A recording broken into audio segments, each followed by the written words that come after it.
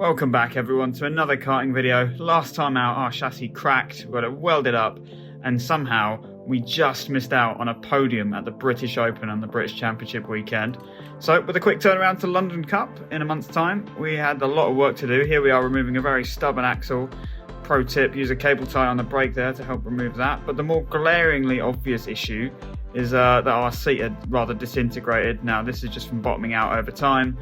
And to be honest, we drilled so many holes in the seat, it was like Swiss cheese. So there it is, sagging actually below the main chassis rails at this point. So a new one was definitely in order. Here's the kart now, stripped down to its bare bones, axle out, seat out, and time to give everything a very thorough clean. Yeah, removing the floor tray there to get the fuel tank out, giving everything a bit of spritzer brake cleaner. Brake cleaner and elbow grease are your best friends, but here we are, we've picked up another second-hand seat, again off the karting mecca that is Facebook Marketplace, and already just putting the two side by side, exactly the same spec, exact same size, you can see the difference already. So here we are fitting this bad boy with a little plank underneath the trolley just to keep it flush with the chassis rails, and fitting the monumentous amount of ballast that I have to make the minimum weight. But the other issue we had was our brakes were binding and one pad was moving more than the other, and you can actually see the brake pad materials actually come away when the axle and the chassis cracked. But that was all fixed. We even had a nice little easy start wheel to assist with the push starts. And finally getting to put that motor that we bought last time to good use, getting that all fitted, all lasered up and aligned and ready to go for the London Cup. So Friday morning dawned on a very greasy, autumnal looking Rye House kart raceway. So here we are on the grid for the first session, and this is Thomas, and he's going to be helping me out this weekend. A lot of experience in 100cc with a family full of karters, so I am trusting him to run my lead sled and my right kart and hopefully point me in the right direction. Now, as we head out here onto a pretty empty Rye House kart raceway, you can see it's quite greasy, quite horrible. One of those days where you don't always learn as much as you'd like, and there's lots of different people on different tyres. Not a lot of a reference, so we're just taking some early sighting laps here. And one of the things I really want to work on, and the big learning curve in F100, is learning the carburetor jets, learning how the engine responds, how the engine feels. Get an idea for how too rich an engine feels, when to lean things off, when to add more or less fuel depending on the performance of the engine. Now as we head out here for our second lap of the day, you can hear and see quite easily that the car is really hesitating and not really clearing itself out on the straight. Now this is because we are far too rich on the low jet. On the low speed jet that is. So that is one of the two needles on the carburetor closest to us, and you can see as Liam Hamlin goes past, this is the performance we should have off the corner. So yeah, it's like a Bambino or a Cadet versus a senior kart, so clearly something's not quite right. I did have a little bit of a fiddle. You'll see me a couple of times throughout these clips going one hand on the steering wheel and just tinkering with the jets. Obviously I want to keep my eyes on the road, but after a few laps I pulled in so Tom could have a little tinker, see what I'd changed. Too rich on the low? Too rich. Way too rich. Way too rich. Have you adjusted that a bit? I tried going in a tiny bit. Go in by like 510. So as you saw there, Tom had a play with the jets, trying to get me in the right working window. Now once you're actually within that window, it's quite small. You're only looking at about 5 to 10 minutes of adjustment if you imagine the needles as a clock face. But here we are. It's a bit wetter now at this part of the day, and trying to tinker around with lines, find out where the grip is. Even though the engine isn't running optimally, it's still useful to get these reference points in and see what works, because obviously we have been to Rye House once before, about 5 years ago, prior to it being resurfaced. So it's almost like a completely new track to me. All the curbs, as you see there at the first hairpin, have been reprofiled. So yeah, here we are trying a few different lines out, trying the inside, getting a feel for the grip. And actually, with this new surface, the inside does tend to yield quite a bit of grip around here, which is good to know. All good knowledge. That initial turn in there. As I'm complaining about the balance and the initial understeer on turn in there, don't think we were playing with any camber or caster just yet at this point. So it's better. But it's still soaking just on. Yeah, like just on the straight. towards the end of the straight, you can hear. So with that technical feedback fed back to Tom, we went straight back out, thanks to the Bambino parents who cleared a path for me. That is one of the drawbacks of these push-start karts. But yeah, Liam Hamlin there going past us. Now Liam, obviously, one of the front runners, he's made the switch to pre-2000 now. And although our engine still wasn't really running properly off the corners, we can use him as a good reference to see which lines are working. So he goes for a very wide line there. That tends to be the status quo at hairpin 2. But yeah, as we run down to pylon, back in the day, the curb on the inside here was massive. Now it's been flattened out as we missed the apex by a country mile. But Liam there opting to take a wide line. Now these karts are actually quite a bit stiffer than your modern chassis, which are very soft, so they don't tend to ride some of the curbs quite as well. Do this final chicane now, the paint now is quite grippy, so cutting now to later in the day. At this point the engine is running quite nicely, and we're still on the wet tyre, although it is still very, very greasy, and you would not really want to be on the slick in this condition. You would just fall off the island. Quite cold, quite damp. This is I think this was filmed on Halloween. So heading into the winter months now.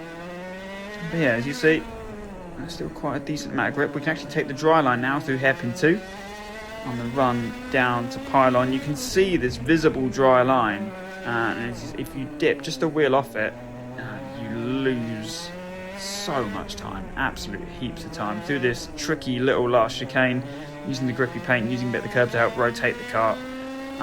And yeah, that is a lap on a drying Rye House and the end of our Friday.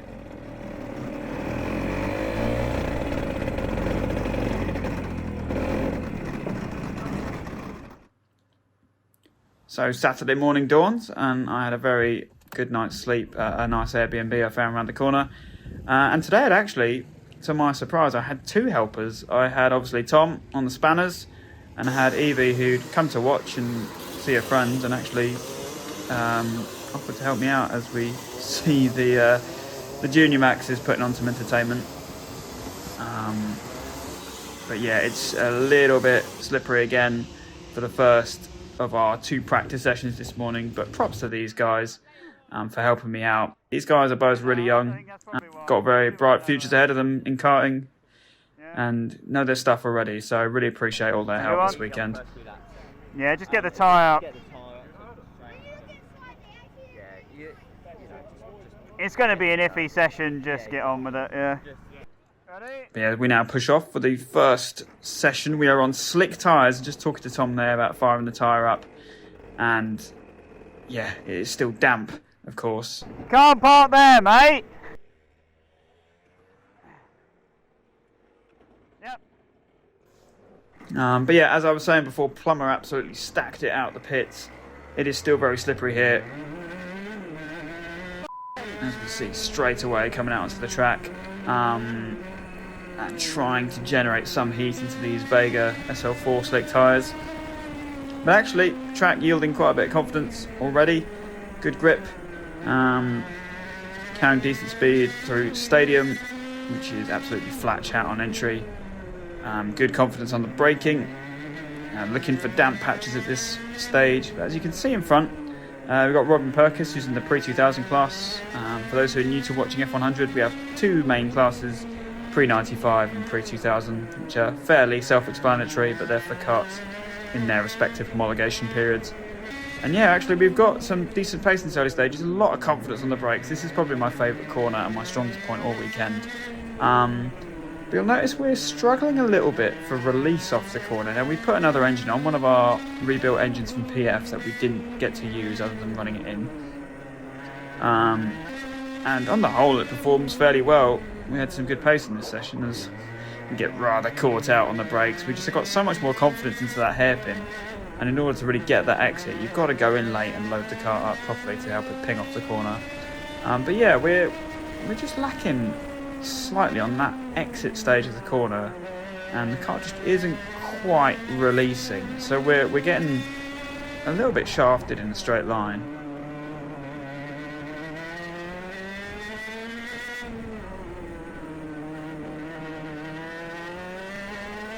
This is as we watch Rob Halls try to get past the free practice champion, that is Robin Perkis, defending like his life depends on it. And as you can see, we're closing up to them.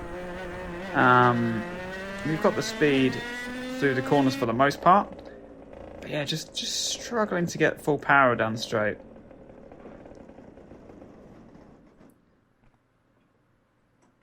So as we come in to get weight here, I just want to point out another plus of this easy start wheel. Obviously these karts are direct drive, so the rear axle is pretty lock solid.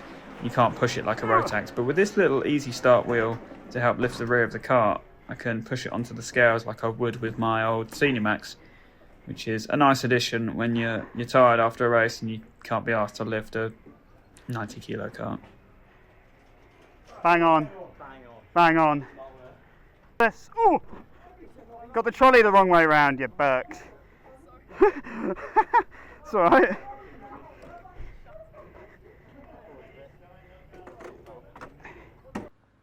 So after a solid first session, we push out for a slightly drier second and final session before we go into our heat racing at the London Cup. Still a little bit of moisture as we exit the pit lane. But yeah, this was a really strong session for us. Our first dry laps at Rye House in about 5 years, and this is very much what happened to me at the London Cup in 2020. I turned up having only had wet testing, tried to learn the track in the 2 warm-up sessions, during of course which it rained while we were on slicks, and then qualifying was my first dry session and I got punted off twice, so it's very much rinse and repeat. But we're following Chris Jiggins and Rob Halls, and we're actually showing some pretty decent pace in this one. Once we've got through the initial discovery phase, the track is getting quicker and quicker with every lap as more rubber's laid down. Of course, it was quite green to start the day. As you can see, it's actually quite a fun little track, this Rye House. Very tight, twisty, but it has a good flow to it.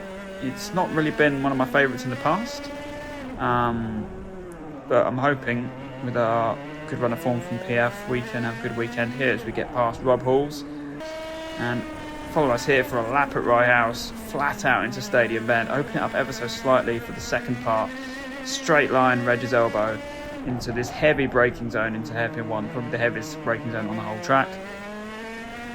Quick sharp shoot down to hairpin 2, ping off the corner nicely. You want to use all this track on the exit, but mind the wall, into pylon, turn in, use all the curb, it's not really much of a curb anyway, hit the apex in the second part, bring the kart over to the right, straight line this part of the chicane, and set yourself up for a good exit out of the final corner. Only about 35 second lap round to Rye House. It comes at you pretty thick and fast, but yeah, I think you'll agree it's a good fun track to drive. And yeah, in this session we were looking pretty quick. Not everyone had a transponder on, so we couldn't see everyone's lap times, but the majority of the field did. And yeah, our times are pretty competitive. Engine seems decent, still lacking a bit of release off the corner. It's not glaringly obvious if you don't know it's there. You probably won't see it. But yeah, came in and fed back to the team.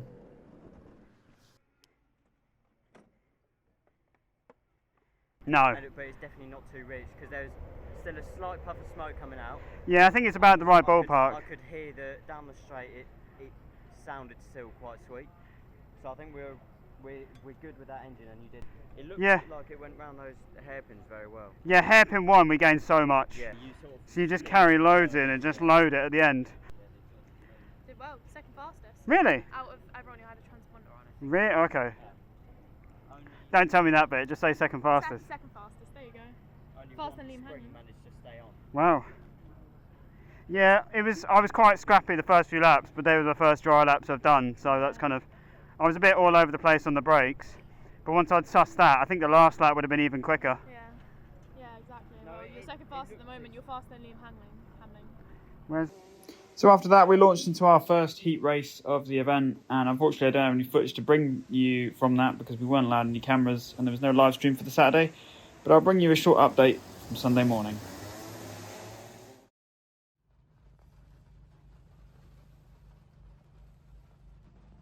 Good morning. So you join me from a very wet and wonderful Rye House for the finals day at London Cup. Yesterday we had 2 practice sessions and our first heat. So I think we're about a tenth and a half off Verity, who was fastest. So yeah, really encouraging. First heat, we started P8, so near the back. Avoided carnage in the second corner, got a bit of a tag, but made our way through it. We then had a bit of an exhaust leak, so we were struggling for bottom end off the corner. So got stuck behind Rob Perkins for a lot of the race until his exhaust conveniently fell off. Didn't need to do anything silly because we had the pace. It's all about the final in 100cc, so we know that all too well after PF. I actually finished third on the road and first in pre-95, which was awesome. Came in on the scales, I was literally bang on the weight limit. If I moved slightly, I'd be half a kilo under, which was sketchy. But yeah, otherwise we've got warm up, then very quickly into our second heat, which is likely to be wet or changeable at the very least. It's not meant to rain past sort of 8-9 o'clock, so we'll see how that goes. I do like a wet race, don't get me wrong.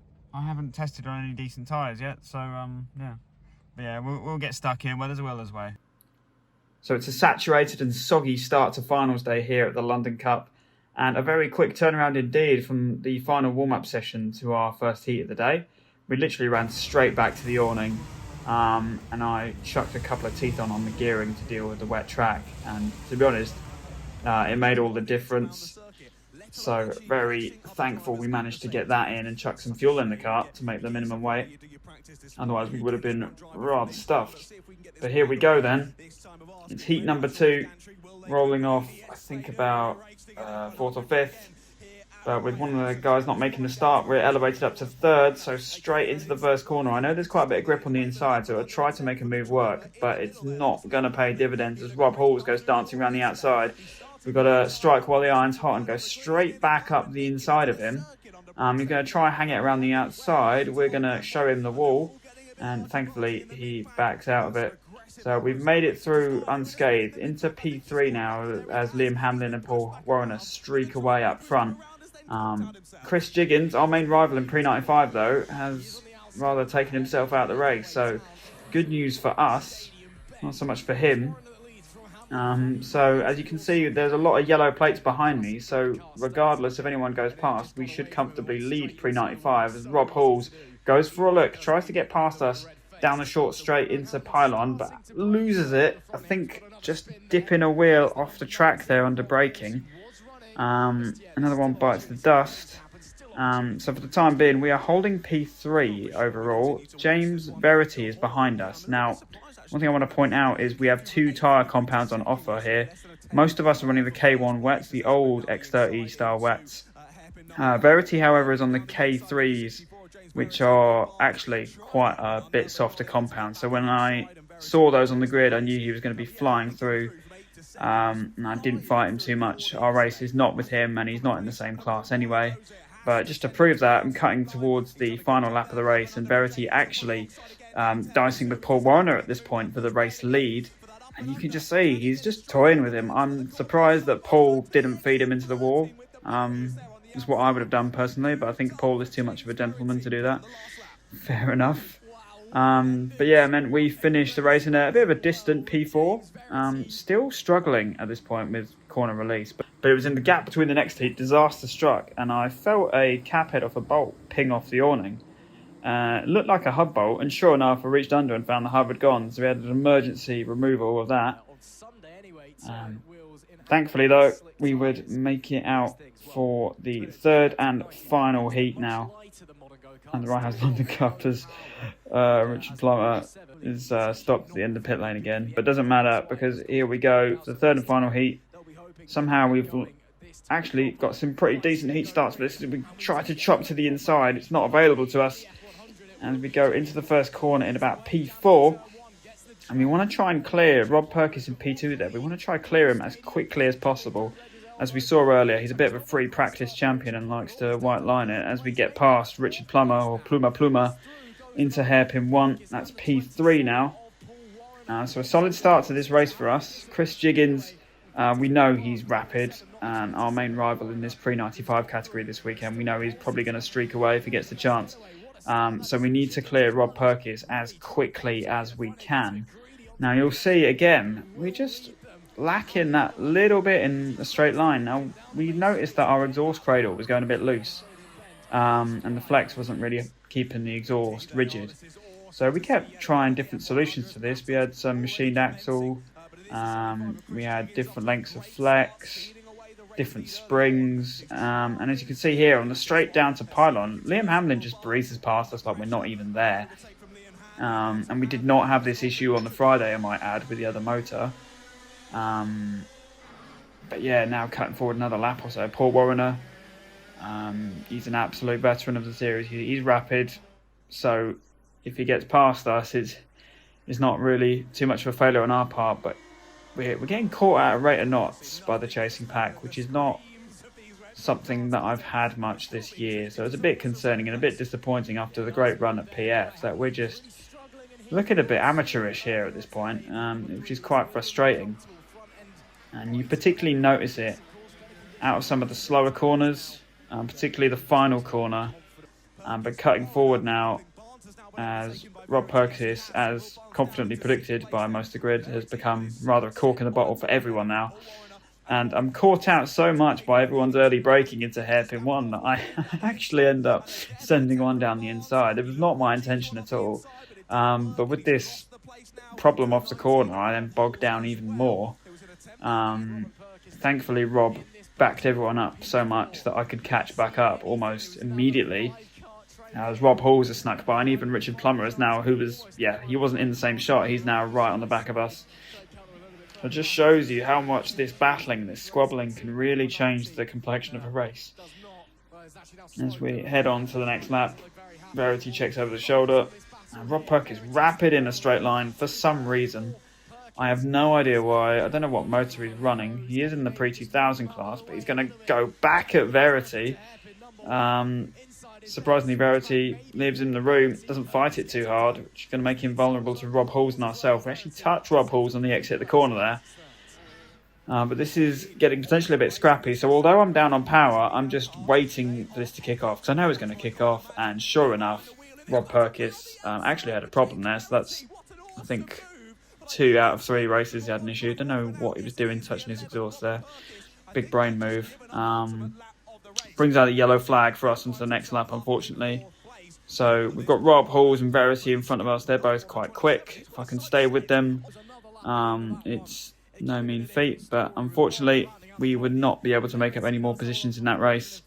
However, it did give us a very respectable grid position for the final race of the day, and we are in P3 overall and pole position in pre-95. We've got Richard Plummer alongside us, and I'm getting stuck onto the bumper of Liam Hamlin because I know he's going to be quick and want to follow, but as we go for the lights out, we get absolutely swamped because Liam Hamlin did not move. I don't know if he sort of half oiled up on the start, but that's cost us massively, and it's the worst case scenario because not only have we dropped 4 spots into the first corner, we're back behind Rob Perkis, so a pretty miserable start to proceedings. We are in fact still ahead of Chris Jiggins, but Richard Plummer, fair play to him, has got up into second place, leading pre-95 now, of course.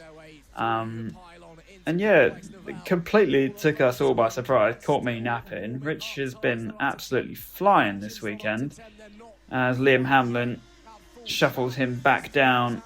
But yeah, we were just dropping pace like crazy again in this race. The same problem persisted, bogging down off the corner, but we made a bold move on Rob Perkis. We have already lost second in pre-95 to Chris Jiggins at this point, so this was just a painful race, unfortunately for us. I wanted to get in the mix so badly.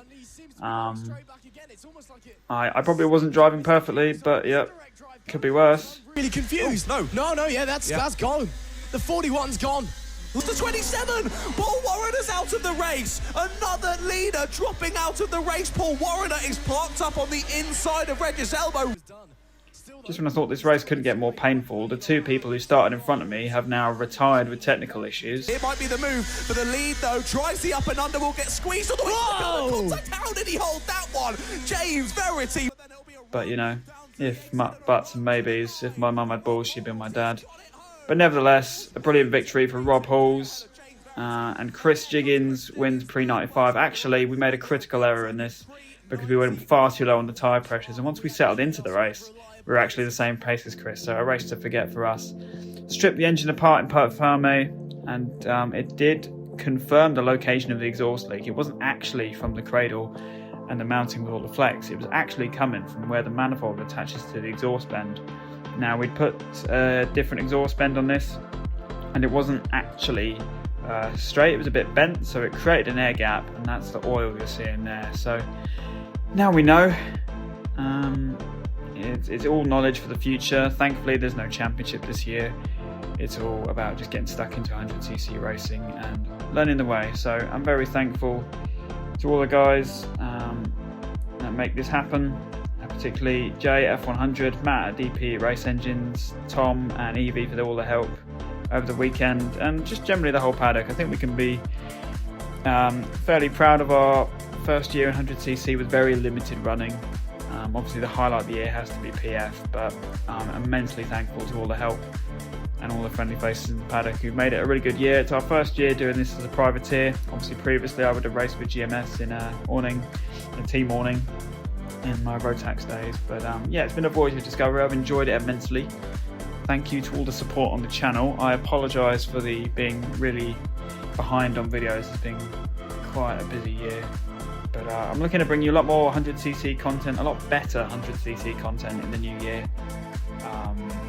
Better cameras, better equipment, and just hopefully I'll get more of a chance to film in the gaps on race weekends. I think that's been the main issue, is I haven't had much time to film. But yeah, keep your eyes peeled for more content. Thank you so much for watching. Subscribe if you want to see some more.